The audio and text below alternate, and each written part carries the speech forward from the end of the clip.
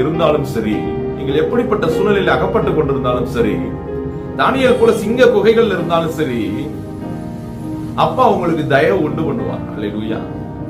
அந்த இடத்துல தயவு உண்டு பண்ணுவார்.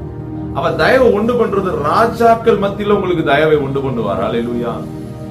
அப்ப யோசிச்சு பாருங்க, இன்னைக்கு ஆவியானவர் நம்ம இடத்துல எப்படி செயல்படுகிறார், அவருடைய ஆவியின் வல்லமையால நம்ம நிரப்பப்படுகிறோமா என்றெல்லாம் சிந்தித்து பாருங்க.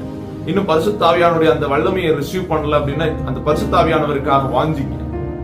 அப்படி வாஞ்சிக்கும் பொழுது நாம் நிரப்பப்படுவோம். அதிகமாக நிரப்பப்பட இயற்கைக்கு அப்பாற்பட்ட ஒரு வாழ்க்கை வாழ முடியும்.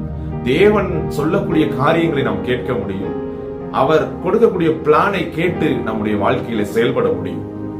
அதற்கு மிகவும் உறுதுணையாக இருக்கிறவர் பரிசுத்த ஆவியானவர். அதனாலதான் இயேசு ஆண்டவர் சொன்னாங்க, என்னாலும் உங்களோடு இருக்கும்படி துணையாளரை தருவேன். அல்லேலூயா. அந்த துணையாளரை இன்றைக்கு பாருங்க.